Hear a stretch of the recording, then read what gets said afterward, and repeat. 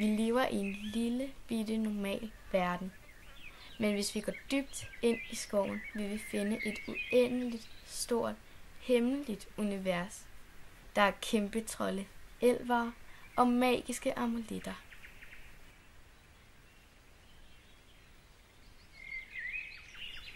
Jeg lever i den normale verden, og jeg ligger døende i min seng, og ved kun, at der er én ting, der kan redde mig. Mor, er der noget, jeg kan gøre for at hjælpe dig? Min kære datter, nu skal du høre. Jeg fortæller Solvej om den gang, jeg var på hendes alder, og det magiske univers åbnede sig for mig. Det er her, jeg lærte om Kipus-amuletten. Det er en helende halskæde, som kun kongen og halskædens beskytter kan røre ved. Derfor er Solvej på vej ind i skovens dyb, hen til indgangen til det magiske univers for at finde kongen.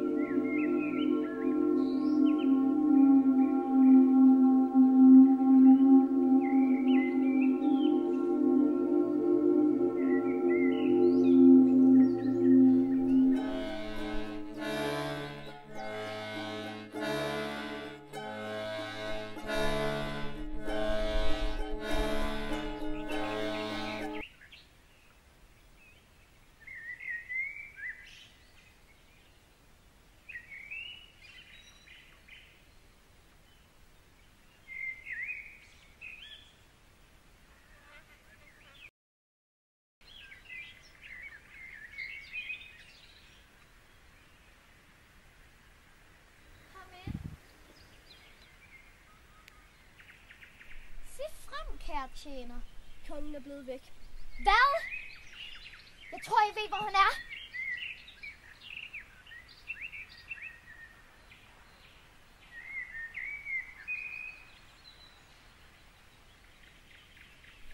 Far! Far! Far!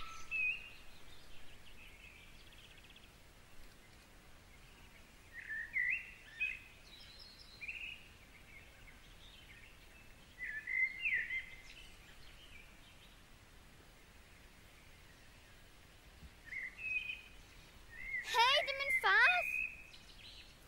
Undskyld. Giv mig den. Min mor døende, så jeg kom for at finde kongen, fordi at han har Kipus-amuletten til at hele. Kongen? Men det er min far. Jeg hedder Malaka Himari Yudabika. Jeg hedder Solvej. Aha. Solvej. Shubba dig? Nej. For nu af hedder du Shadi. Det betyder søster på vores sprog.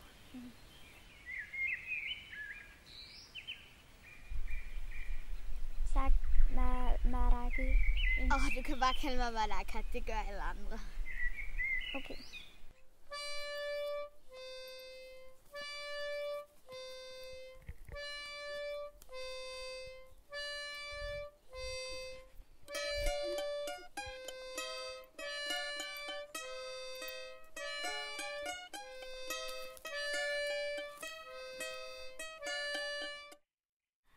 I mørkets dyb er der kæmpe trolde, og deres leder, den mørke konge.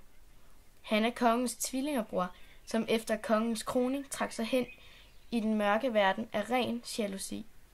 Men den mørke konge blev syg af jalousien, så han skal bruge energi fra en magisk kilde. Han har endelig fundet Kipus-amuletten, men den bliver beskyttet af halskædens beskytter, så han har kidnappet kongen, da han er den eneste, der kan tage amuletten fra hende. Her har kæmpetrollene i kamp mod kongen efterladt den smukke natur i kaos.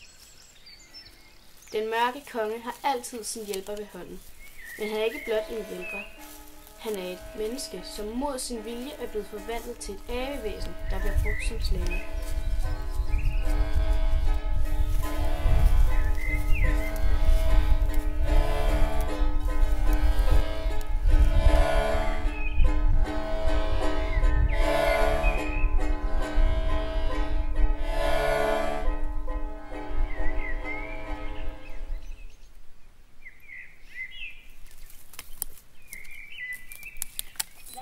Hvad er der sket?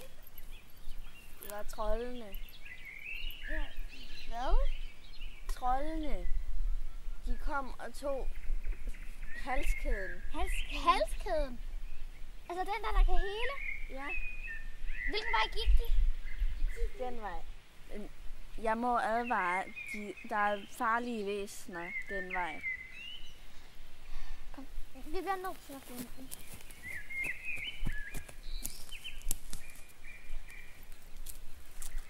Mester, tænk på, om jeg ikke godt kunne få en ny trøje. Den begyndte at stramme lidt. I usle abe, du har ikke fortjent det. Pus videre.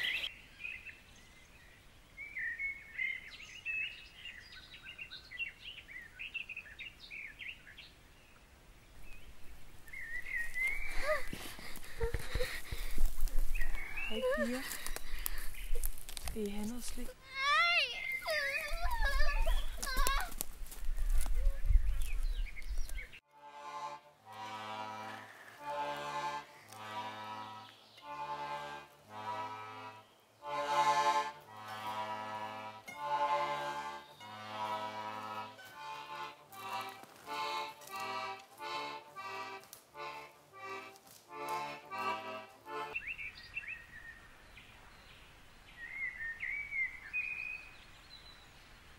Hej små fugle, vil I gerne dø? Nej, super. Det er sidste gang. Jeg vil have nu. Nej!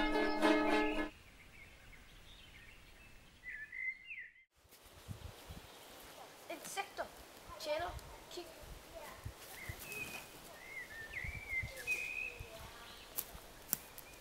Kom så, dit usle abe.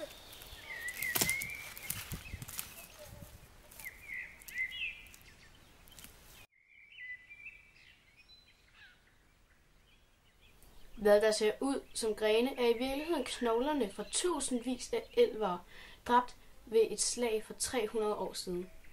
Siden den dag har krig og splittelse hersket denne del af skoven. Hvorfor ryster det sammen? Det er kæmpe troldene, vi er tæt på.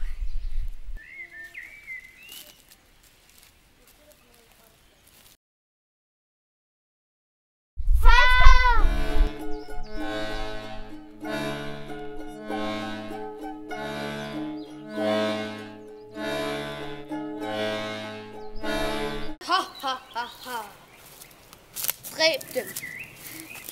Slave. Hvorfor skal jeg dræbe dem? Dræb dem nu. Nej.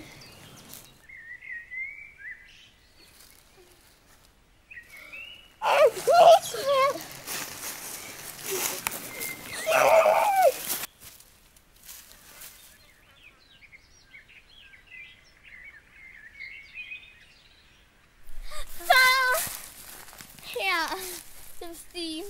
Tusind tak, piger, for at redde mig. Tak, min gode ven. Jeg har brug for din hjælp. Selvfølgelig skal jeg hjælpe dig.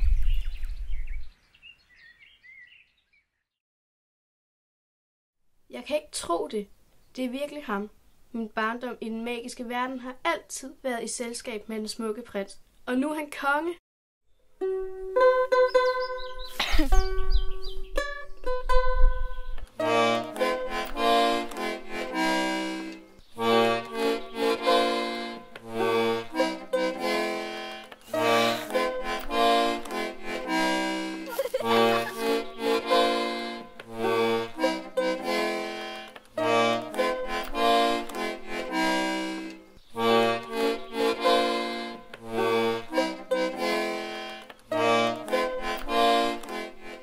Samlet for at fejre ægteskabet mellem to venner fra to vidt forskellige verdener.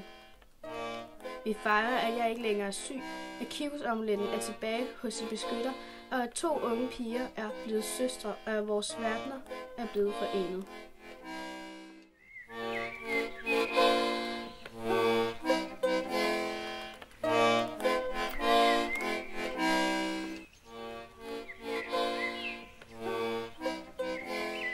I dag er en smuk dag.